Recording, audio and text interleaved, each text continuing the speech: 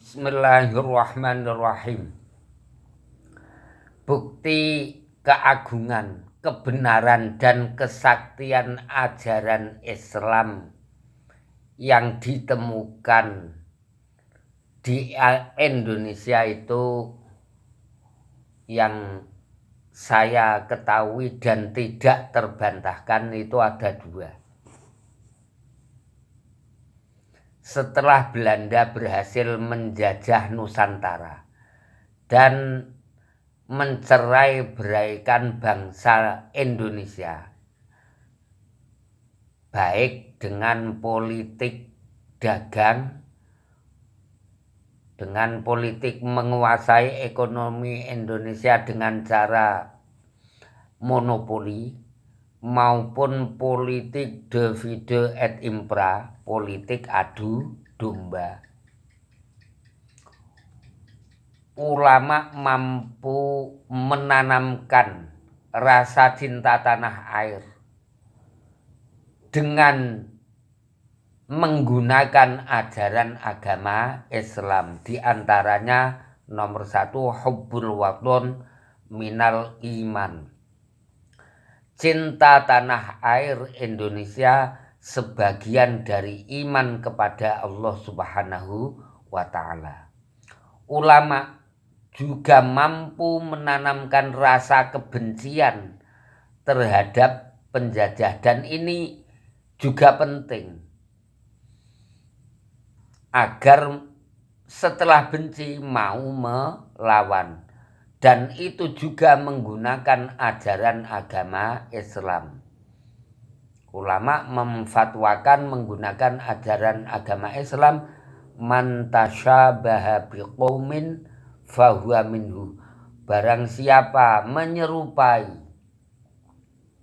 barang siapa meniru perilaku, baik cara berpakaian, cara berperilaku, menyerupai dengan suatu kaum dalam permasalahan ini dengan penjajah, fahuwa minhu, maka orang yang menyerupai, meniru dengan penjajah, maka termasuk golongannya penjajah.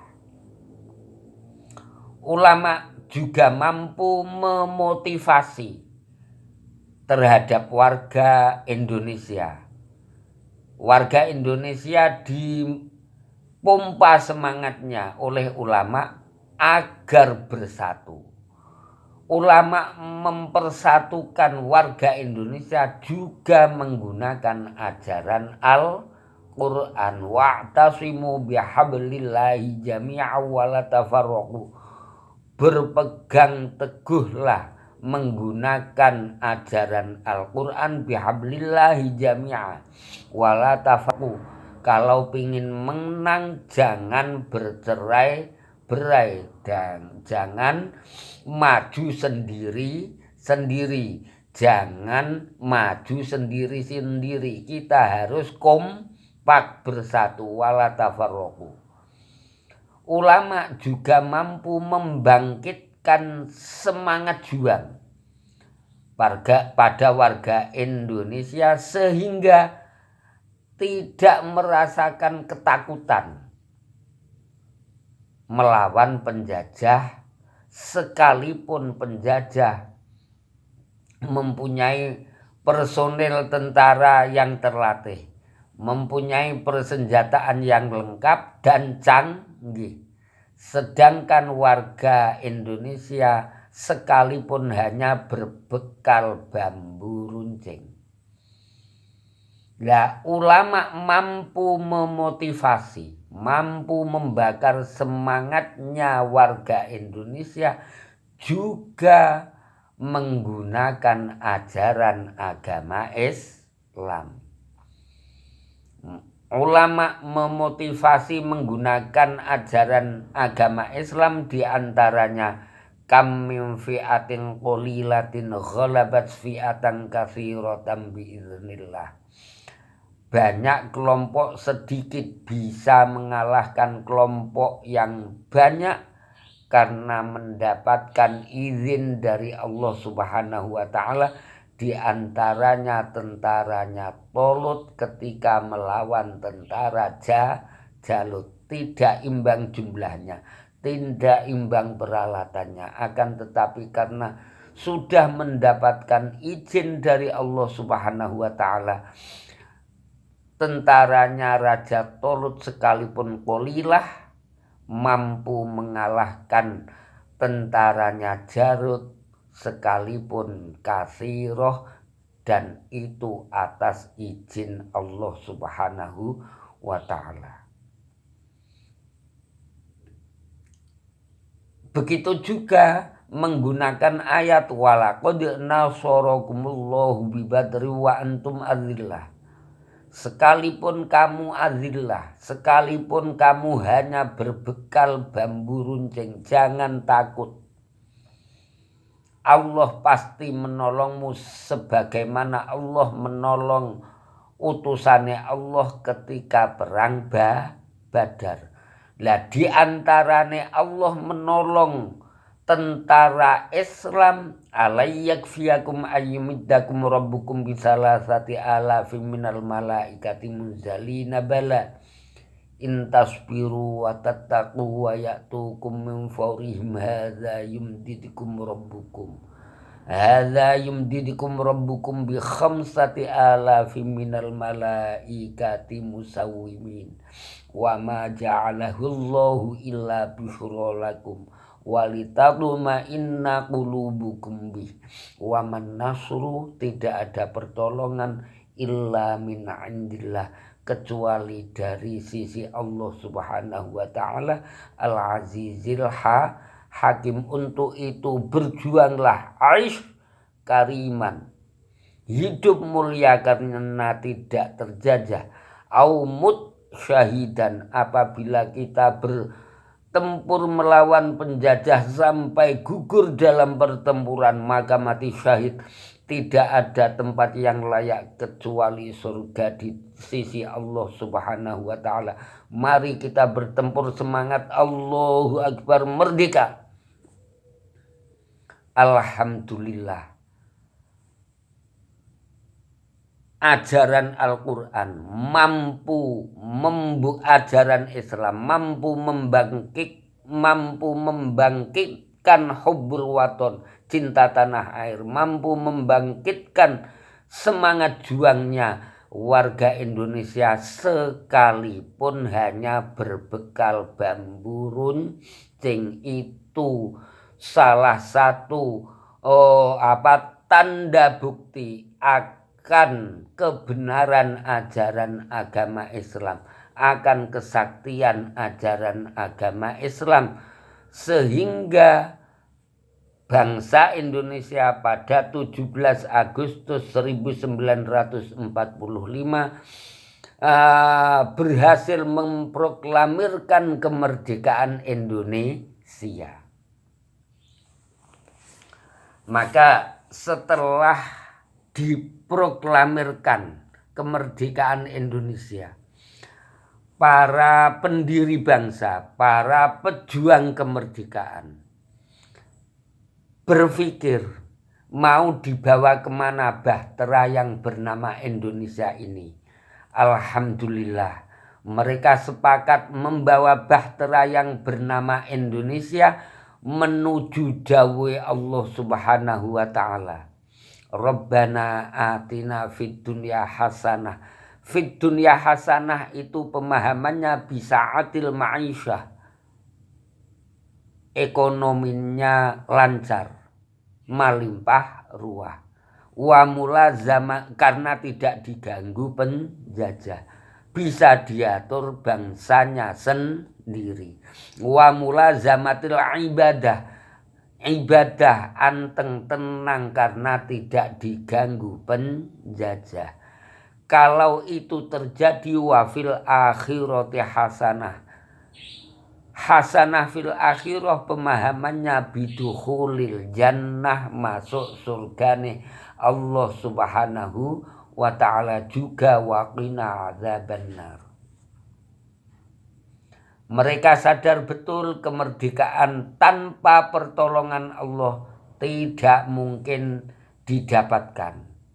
Karena apa? Karena para pejuang kemerdekaan, para pendiri bangsa sadar betul bahwa lawan mereka, penjajah kita baik Belanda maupun Jepang, mempunyai segalanya untuk ukuran saat itu, baik jumlah tentara, baik persenjataan maupun transportasi super canggih, semua untuk ukuran saat itu, yang kekuatan Indonesia hanya berbekal bambu runcing. Sehingga ini membuktikan bahwa ajaran agama Islam itu, saya jelaskan sekali lagi, benar-benar benar, agung dan sakti, sampai mampu membawa kemerdekaan Republik Indonesia. Untuk itu mereka sama membuat acuan dalam bermasyarakat, berbangsa dan bernegara. Juga sekali lagi, kalau menuju kemerdekaan menggunakan ajaran Al-Quran dalam membangun masyarakat berbangsa dan bernegara, tentunya mereka sadar menggunakan landasan ajaran Al-Quran, dicetuskan, diimplementasikan 4 pilar. 4 pilar itu semua sesuai ajaran Islam. Di antaranya mencetuskan NKRI, Negara Kesatuan Republik Indonesia, dan itu menunjukkan bahwa para pendiri bangsa tidak membeda-bedakan antara yang suku Jawa, suku Sumatera, suku Kalimantan, Sulawesi, Irian itu yang sekarang apa ya,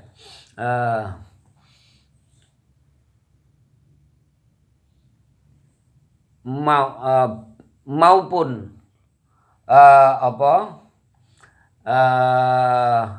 dari kerajaan Demak, kerajaan manapun yang ada di Nusantara, tanpa pilih kasih, disatukan menjadi Negara Kesatuan Republik Indonesia. Lah, kesatuan itu menunjukkan tidak satu tapi banyak disatukan menjadi satu, dan itu akhirnya diikat dengan ikatan Bhinneka Tunggal Ika.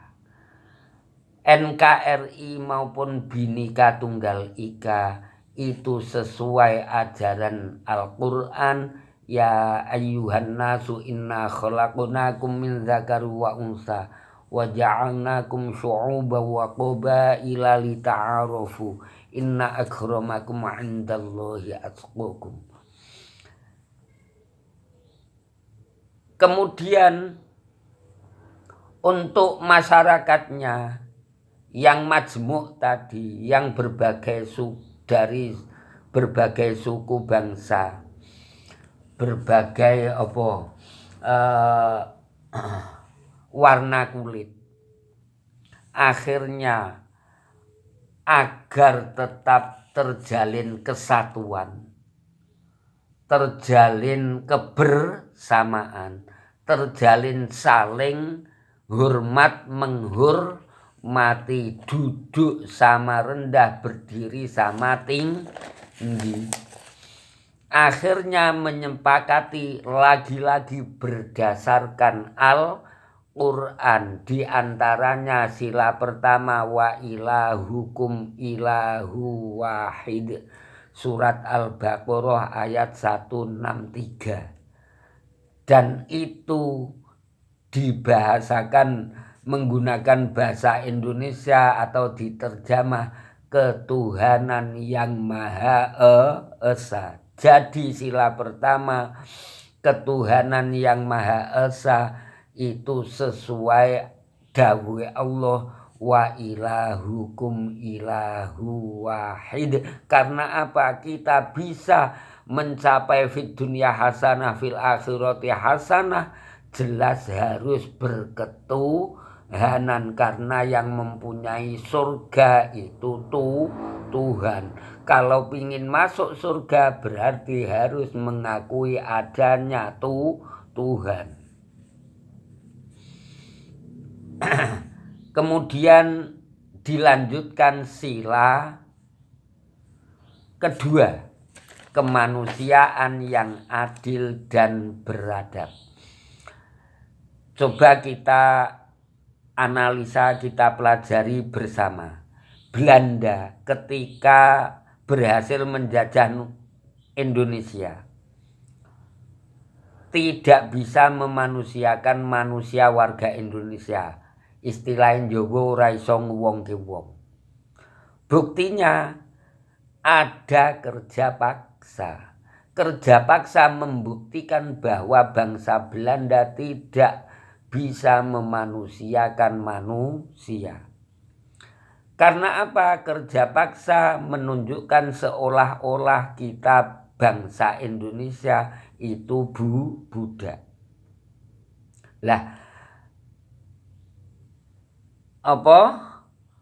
Tidak memanusiakan manusia itu tidak disukai Allah Subhanahu wa Ta'ala. Karena apa? Allah sudah mengajarkan dalam Al-Quran bahwa manusia itu harus saling menghormati, itu saling membantu, ta'awanu 'alal birri wat taqwa, saling memuliakan tanpa memandang asal usul, tanpa memandang golongan, tanpa memandang jabat atau rakyat, tanpa memandang budak atau pembantu rumah tangga atau fakir atau miskin. Islam tetap mengajarkan saling hormat, menghormati. Dan permasalahan ini sudah saya kupas tuntas di channel Mudin Zainal Arifin channel yang menayangkan tayangan ini di judul Islam melegalkan perbudakan. Saya ulangi, di judul Islam melegalkan perbudakan. Sehingga kemanusiaan atau memanusiakan manusia itu penting.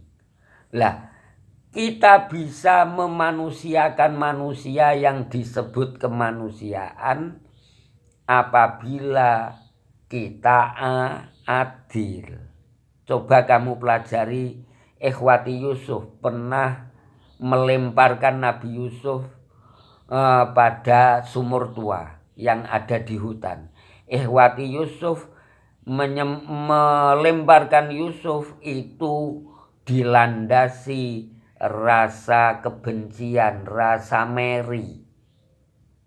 Karena apa? Karena bapaknya yang bernama Nabi Yakub menurut Ikhwati Yusuf itu pilih kasih, utawa bahasane ora adil menurut Ikhwati Yusuf, sehingga mereka berpendapat ilqolu la Yusufu wa akhuhu ahabbu ila abina minna wa nahnu usbah inna abana lafi dhulalim mubin. Akhirnya karena mempunyai rasa dianaktirikan, timbul niat jelek, uqtulu Yusuf awid ruhuhu ardiyahlu lakum wajhu abikum. Ada yang berpendapat la taqtulu Yusuf wa alquhu fi ghayabatil jub. Gara-gara apa? Gara-gara tidak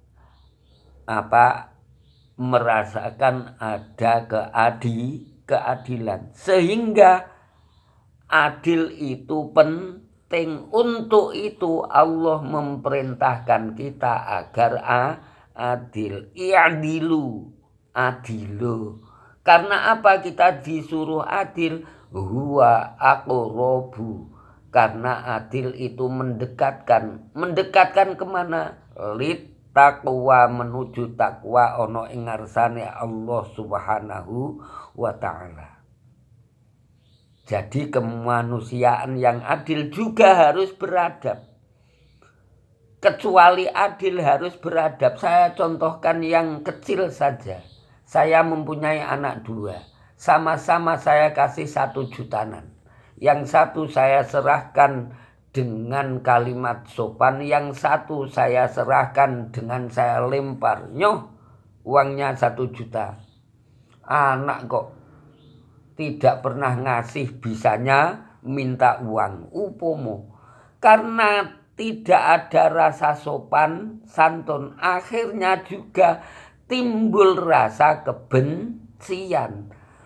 Timbul rasa pingin saling menyakiti. Untuk itu, kecuali kemanusiaan yang adil, penting sekali harus beradab. Dan beradab itu sesuai ajaran agama Islam, sesuai dawuh Rasulullah, bu'ithtu li utammima makarimal akhlak. Akhirnya Rasulullah memberi contoh. Saking mulyane akhlak Rasulullah, Allah dawuh wa innaka la'ala khuluqin azim. Lah kita pemeluk agama Islam tentunya sepakat kalau sila kedua kemanusiaan yang adil juga harus beradab. Ngoten nggih. Setelah ketuhanan yang Maha Esa, dilanjutkan kemanusiaan yang adil dan beradab bisa dilaksanakan. Insya Allah sila ketiga mudah dilaksanakan, persatuan Indonesia. Lah, persatuan Indonesia lagi-lagi itu berdasarkan dawuh Allah, wa'tasimu bihablillahi jami'an wa la tafarraqu. 2 sila pertama dan kedua itu ya hablillah tunjih, wong ilahukum ilahu wahid. Dan kemanusiaan yang adil dan beradab itu ada dalilnya Al-Qur'an. Setelah sila ketiga terpenuhi, rukun dalam berbangsa bernegara, insya Allah mudah mencapai keadilan sosial bagi seluruh rakyat Indonesia. Akhire fid dunya hasanah fil akhirati hasanah. Jadi keadilan sosial bagi seluruh rakyat Indonesia menurut Al-Quran, fid dunya hasanah fil akhirati hasanah. Dengan cara bagaimana? Melaksanakan sila keempat, kerakyatan yang dipimpin oleh hikmah, kebijaksanaan dalam permusyawaratan perwakilan, dan ini diimplementasikan DPR, MPR, fraksi utusan daerah maupun instansi terkait. Dan itu juga sesuai ajaran Al-Quran, wa syawirhum fil amr wa amruhum syura bainahum. Ditambah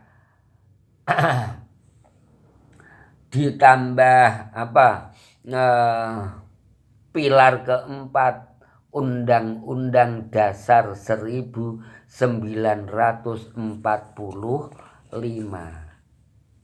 Lah, asas yang sudah disepakati pejuang kemerdekaan, asas yang sudah disepakati yang sudah dibuat pendiri bangsa Indonesia itu tadi sudah saya jelaskan sesuai ajaran Al-Quran. Kalau demikian, la masjidun ussisa 'alat taqwa.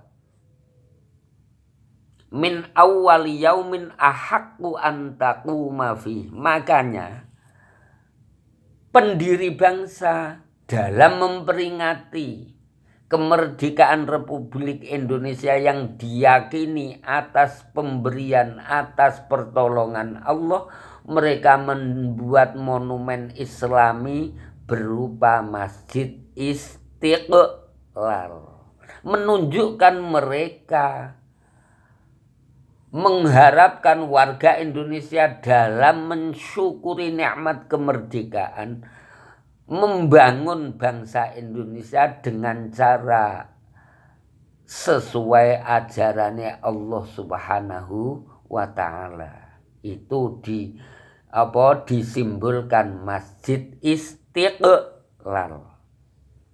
La masjidun ussisa 'alat taqwa min awwali yaumin ahaqqu an taquma fihi rijalu yuhibbuna ayyatahharu wallahu yuhibbul mutahhirin. Afaman assasa bunyanahu 'ala taqwa minallahi wa ridwan khairun amman assasa bunyanahu 'ala syafa jurufin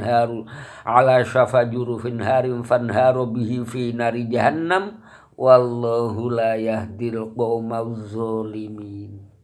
Jadi asas yang sudah sesuai ajaran Al-Quran, la masjidun ussisa 'alat taqwa khairun, itu lebih baik. Makanya jangan dirubah, jangan menjadi masjid diror. Dan itu membuktikan bukti yang kedua akan kesaktian, akan kebenaran, keagungan ajaran agama Islam. Setelah merdeka mampu mempertahankan kemerdekaan dengan warga yang rukun, damai, sejahtera, sentosa sampai detik ini. Itulah yang saya maksudkan. Ada dua bukti yang tidak terbantahkan bahwa ajaran agama Islam adalah ajaran yang benar, agung, sakti. Alhamdulillah sudah 3 kali pingin dirubah, alhamdulillah selamat. Lah, barangkali tayangan ini menambah wawasan. Yang kemarin orang legiwo nek niku kebesaran ajaran Islam, setelah mendengarkan ini menyatakan alhamdulillah legiwo ternyata itu ajaran Islam. Akhirnya meyakini, menambah iman kita terhadap Allah Subhanahu wa Ta'ala. Akhirnya menambah hidayah menuju memperjuangkan mencapai ridhanya Allah Subhanahu wa Ta'ala. Akhirnya mencapai keadilan sosial bagi seluruh rakyat Indonesia, fid dunya hasanah wa fil akhirati hasanah bidukhulil jannah wa salamah min adzabin nar. Hadani Allah wa iyyakum siratal mustaqim wa adkhalana wa iyyakum jannatan na'im. Akan tetapi apabila tayangan ini menyinggung siapapun, sungguh itu tidak niatan saya. Niatan saya kepingin semua warga Indonesia itu tetap persatuan Indonesia akhirnya bisa mencapai kemanusiaan yang adil dan beradab, mencapai keadilan sosial bagi seluruh rakyat Indonesia. Akan tetapi kalau menyinggung apalagi menyakiti hati siapapun, sekali lagi saya mohon maaf. Wal afu minkum. Assalamualaikum warahmatullahi wabarakatuh.